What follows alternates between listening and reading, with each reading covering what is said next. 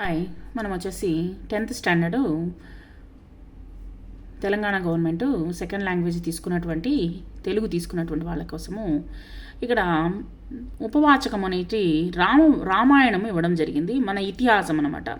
రామాయణము ప్రతి ఒక్కరికి తెలుసుకోవలసినటువంటి ఒక మహా చరిత్రము, మహాకావ్యం అది. ఈ యొక్క మహాకావ్యాన్ని ప్రతి ఒక్కరూ తెలుసుకుంటే చాలా మనకు మన లైఫ్లో ఏ విధంగా ఉండాలి అనేటువంటిది మనకు అర్థమవుతుంది. ఇక్కడ రామాయణము వాల్మీకి రామాయణానికి సంక్షిప్త వచన రూపం అనేటువంటిది ఇక్కడ ఇవ్వడం జరిగింది. ఇక్కడ రామాయణాన్ని ఎందుకు చదవాలి అనేటువంటిది మీకు ఒక ఆలోచన అనేటువంటిది వస్తుంది. కానీ రామాయణాన్ని చదవడం వలన ఎంత ఉపయోగం ఉందనేటువంటిది నేను చెప్తాను చూడండి. రామాయణాన్ని ఎందుకు చదవాలంటే మానవ జీవితం వచ్చేసి నశించేటువంటి ఒక శరీరము. ఈ యొక్క శరీరం వచ్చేసి మహాపాపం చేసినటువంటి మహాపాపం. నిజం చెప్పాలంటే మనము చాలా పాపాలు మనం పుట్టినప్పటి నుంచి మనం చనిపోయేంత వరకు చేస్తామన్నమాట. ఎవరో ఒకరు, ప్రతి ఒక్కరు. ఇప్పుడు పాపం అంటే ఏంటి? అబ్బా, మనం ఏమైనా ఇతరులని హింసించామా అని మీకు తోచొచ్చు. కాదు, హింసించడం కాదు ఇక్కడ. ఎలా అంటే మాటల రూపంలో కొంతమందిని హింసించుంటాము. కొంతమంది వచ్చేసి మనకు తెలియకుండానే మనం వచ్చేసి ఒకరిని హింస అనేటువంటిది పెడుతూ ఉంటాము. అంటే కొట్టడం కానీ, మనసు బాధింప చేయడం కానీ, లేకపోతే మన వలన వాళ్ళు వచ్చేసి కాస్త బాధపడడం కానీ, ఇలాంటివి మన యొక్క నిత్యము జరుగుతూనే ఉంటుందన్నమాట. అంటే మహాపాపి లెక్కనే వస్తుందన్నమాట. ఈ యొక్క మహాపాపం చేసినందువలన మనం వచ్చేసి ఈ యొక్క రామాయణాన్ని చదవడం వల్ల మనకు ఎన్నో లాభాలు ఉన్నాయన్నమాట. మంచి ఏ విధమైనటువంటి లాభము, మన యొక్క జీవితాన్ని ఏ విధంగా మార్చుకోవచ్చు అనేటువంటిది ఈ యొక్క రామాయణం ద్వారా మనం తెలుసుకోవచ్చు అనమాట. మానవ జీవితాన్ని సంస్కరించడం అంటే దాన్ని సరిచేసేటువంటి కావ్యం ఏంటంటే, మహాకావ్యం ఏంటంటే రామాయణం అనమాట. మానవ హృదయాల నుండి ఎప్పటికీ చెరగని కథ. మనము ఎప్పుడు మర్చిపోలేనటువంటి, ఎన్నిసార్లు చదవండి ఆ యొక్క కథని చదువుతూనే ఉండాలని అనిపిస్తుంది అనమాట. ఈ యొక్క కథ వలన మనకి ఏంటి బెనిఫిట్ అని మీరు ఒక ఆలోచన తట్టచ్చు. నేను చెప్తాను చూడండి. అమ్మా నాన్నల అనురాగం. ఇక్కడ వచ్చేసి అమ్మా నాన్నల పైన ఏ విధంగా అనురాగంగా ఉండాలి, తర్వాత వచ్చేసి పుత్రుల పైన ఏ విధంగా అభిమానాన్ని చూపించాలి అనేటువంటిది దశరథ మహారాజు ద్వారా మనం తెలుసుకోగలుగుతాము. తర్వాత వచ్చేసి అమ్మా నాన్నల అనురాగం అనమాట. ఇక్కడ వచ్చేసి ఇక్కడ దశరథుల పిల్లల పైన ఏ విధంగా అమ్మా నాన్నల యొక్క అనురాగం ఎలా ఉంటుంది, తర్వాత వచ్చేసి పుత్రుల యొక్క అభిమానం ఎలా ఉంటుంది, పుత్రులు వచ్చేసి తల్లిదండ్రుల పైన పెట్టేటువంటి అభిమానం ఎలా ఉంటుంది, తర్వాత వచ్చేసి అన్నదమ్ముల యొక్క అనుబంధము వచ్చేసి ఆ నలుగురు అన్నదమ్ముల యొక్క అనుబంధం ఎలా ఉంటుంది, తర్వాత వచ్చేసి భార్యాభర్తల యొక్క సంబంధం ఎలా ఉండాలి సీతారాముల ద్వారా మనం తెలుసుకుంటాము. గురువు పైన ఏ విధంగా భక్తిని చూపించాలి, తర్వాత వచ్చేసి శిష్యానురక్తి, దట్ మీన్స్ వచ్చేసి శిష్యునికి ఈ విధమైనటువంటి గురుభక్తి ఉన్నటువంటి పిల్లలకు వచ్చేసి ఏ విధంగా వచ్చేసి శిష్యుల పైన అభిమానాన్ని చూపించాలి, తర్వాత వచ్చేసి స్నేహము ఏ విధంగా ఉండాలి, తర్వాత వచ్చేసి ధర్మానికి ఉండేటువంటి బలం, ధర్మాన్ని కానీ పాటించినట్లయితే దానికి ఉన్నటువంటి బలము చాలా ఎక్కువ అనమాట. కాబట్టి మనం వచ్చేసి మీరు వచ్చేటువంటి భారత పౌరులు అట్లీస్ట్ వచ్చేసి ఈ యొక్క కథని వినడం ద్వారా అయినా సరే మనము ఈ విధంగా ఉండాలి, ఈ విధంగానే మనం నడుచుకోవాలి అనేటువంటిది మీరు తెలుసుకోగలుగుతారనమాట.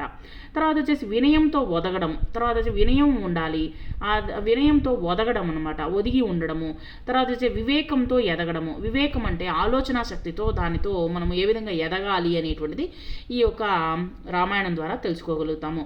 జీవకారుణ్య భావన. ఈ యొక్క జీవకారుణ్యము అంటే ఈ యొక్క అడవిల్లో ఏ విధంగా ఉంటుంది, ఆ యొక్క అడవుల్లో యొక్క ప్రాముఖ్యత, తర్వాత ప్రకృతి లాలన, ప్రకృతి ఏ విధంగా మనల్ని వచ్చేసి లాలిస్తుంది అనేటువంటిది ఈ యొక్క రామాయణంలో అన్నీ వచ్చేస్తుంది అనమాట. ఇలా జీవిత పార్శ్వలు ఎన్నింటినో పట్టి చూపిస్తుంది రామాయణాన్ని చదవడం అంటే జీవితాన్ని చదవడమే అనమాట. రామాయణము పారాయణ గ్రంథం కాదు, ఆచరణ ప్రధాన గ్రంథం అనమాట. దాన్ని ఆచరించాలి, అంతేగాని అది రామాయణం వచ్చేసి పారాయణ గ్రంథం కాదు. ఉత్తమ ధర్మాలను ఆచరిస్తే మనిషిగా ఎలా ఎదగాలో నేర్పిస్తుంది అనమాట. ఉత్తమ ధర్మాలను వచ్చేసి మనము మనిషి ఆచరించాలి. తర్వాత వచ్చేసి ఇంకా ఎదగాలో నేర్పుతుంది. మనిషిలాగా ఏ విధంగా ఎదగాలో నేర్పుతుంది. చిన్న చిన్న పాత్రల ద్వారా సమున్నత సందేశాన్ని అందిస్తుంది. చిన్న చిన్న దాంట్లో వచ్చేటువంటి వాళ్ళు ఏ విధంగా వాళ్ళ యొక్క ప్రాముఖ్యత అనేటువంటిది మనము చూడగలుగుతాము. రామో విగ్రహవాన్ ధర్మ సత్యధర్మ పరాక్రమ అన్న మహాతోక్తిని మారీచుని నోటి నుండి మహర్షి పలికించాడనమాట.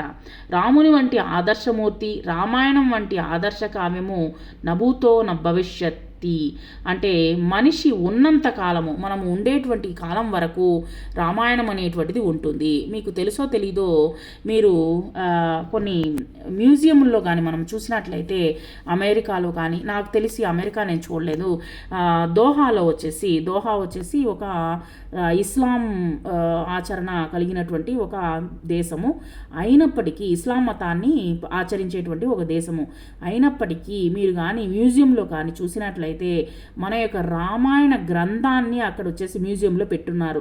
కాబట్టి చూడండి, ఆ యొక్క రామాయణానికి ఎంత విలువ ఇస్తున్నారో చూడండి, వాళ్ళు ఎంత మర్యాద ఇస్తున్నారో చూడండి ఇక్కడ.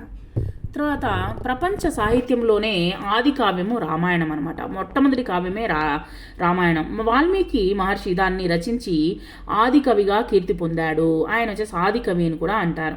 రామాయణము పౌల్యస్యవధ, సీతాయాశ్చిరితము, మహత్ అనే 3 పేర్లు దీనికి ఉన్నాయి.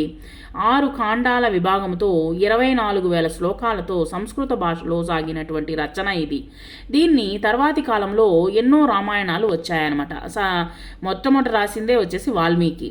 సో రాసిన తర్వాత మన దేశంలోనే కాదు, ప్రపంచంలోని పలు దేశాల్లో కూడా ఈ యొక్క రామాయణాన్ని కథను మనకు కనిపిస్తూ ఉంటుంది. నేను చెప్పినట్టే వారి వారి ప్రతిభను అనుసరించి వాల్మీకి కథకు జోడింపులు చేసిన కవులు ఉన్నారనమాట. అంటే వాళ్ళకి తోచినటువంటి కథని ఇంకొంచెం పొడిగించి రాసినటువంటి కవులు కూడా ఉన్నారు. అదే నిజం అన్నంతగా ప్రచారం పొందాయి కొన్ని సంఘటనలు. అలాగే అయిండొచ్చేమో అన్నటువంటి ఉద్దేశంతో మనకు కళ్ళకు కట్టినట్టుగా మనకు కనిపిస్తూ ఉంటుంది. ఇక్కడ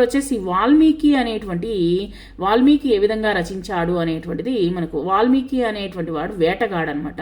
పూర్వకాలంలో అతను ఒక వేటగాడు, క్రూరమైనటువంటి వేటగాడు. తను ఆ యొక్క వాల్మీకి